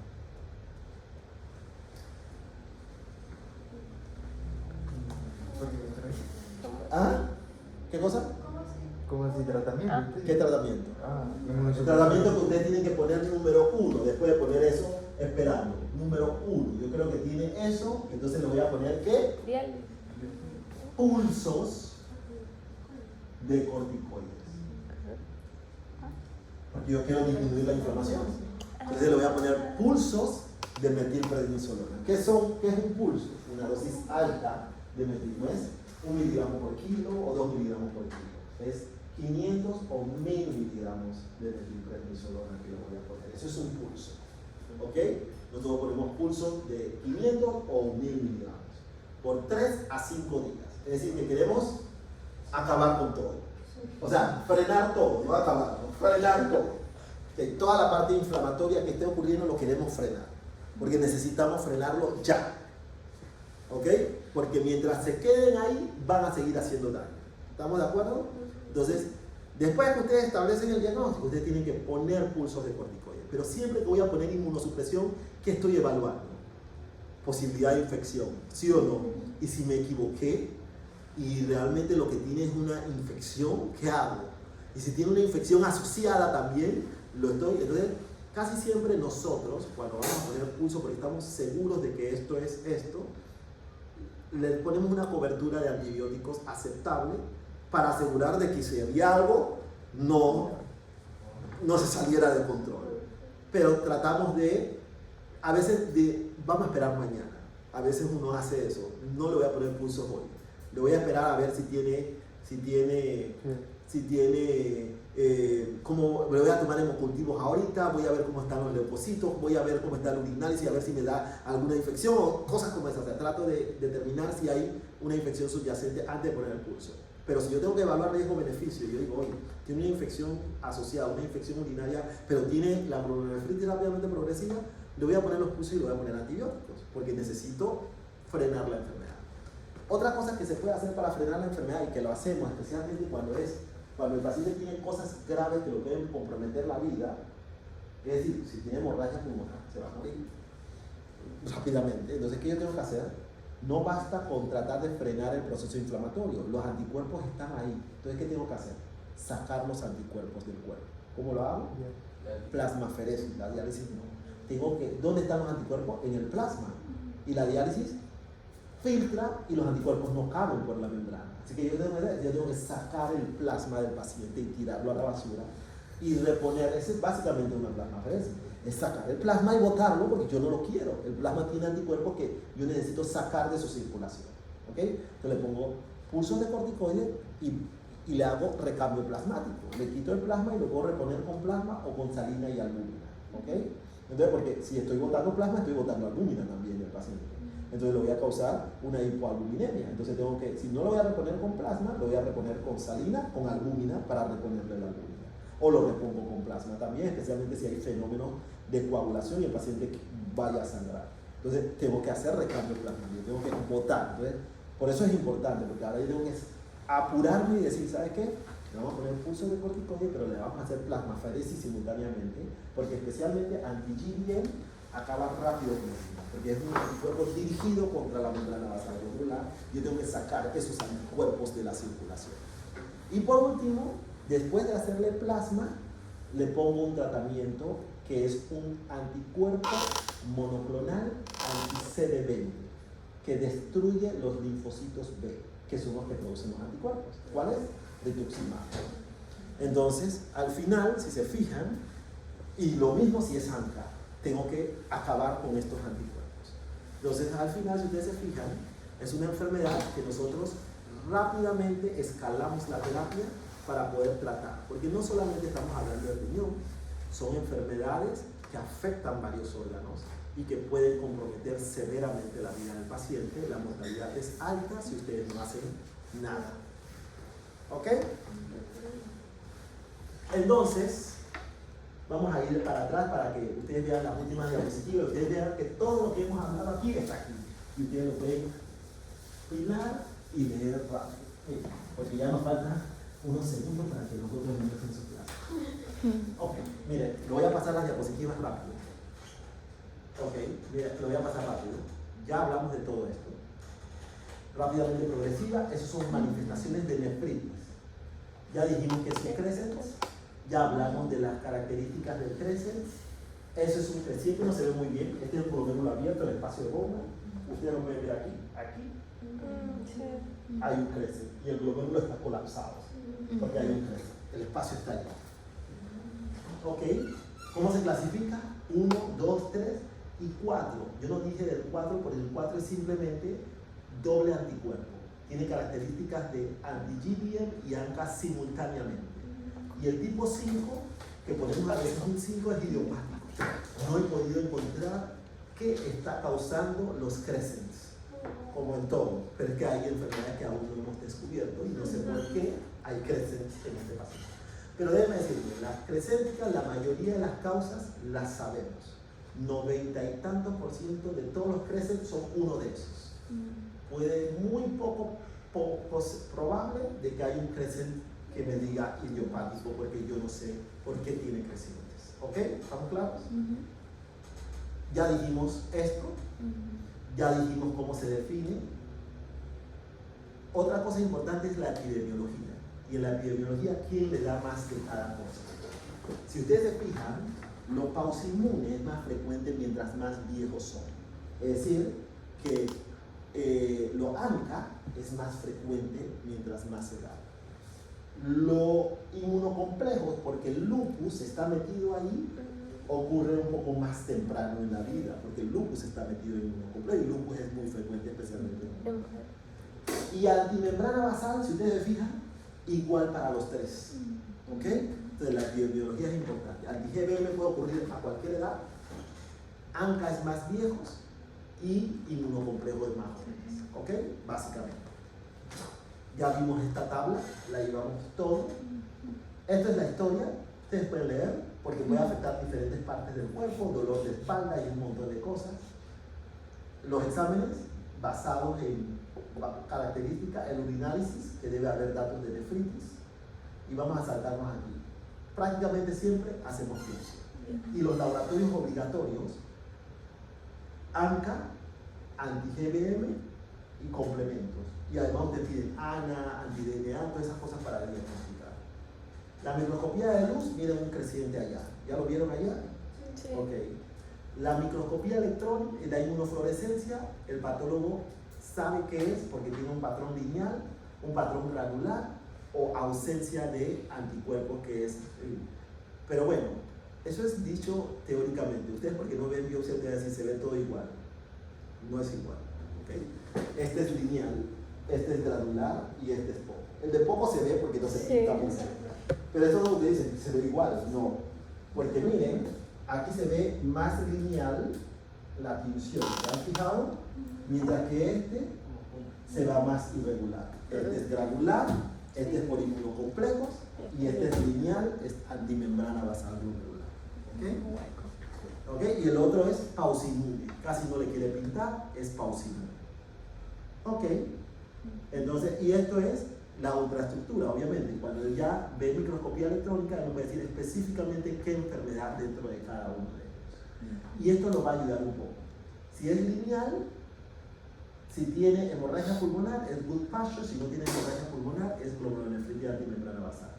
Las por inmunocomplejos, miren todo lo que tienen que pedir adicional para detectar otras enfermedades, además del C3 y C4. ¿Estamos de acuerdo? Las de ANCA, entonces le dice, si no tiene asma, es Wegener. Si tiene asma y eosinofilia, es Schulz-Strauss. Y si no tiene ninguna de esas, es poliarteritis microscópica. ¿Ok? Y entonces esas son las características de cada una de las enfermedades que ustedes lo pueden leer en sus casas, cómodamente y tranquilamente. Y entonces aquí es como aparecen los anticuerpos y básicamente cómo se ve. ¿Ok? ¿Listo? Vale. Dígame. Totalmente. Se lo voy a mandar ya. Pero vamos a salir de esa manera. Profe, una pregunta, entonces el parcial es para el martes.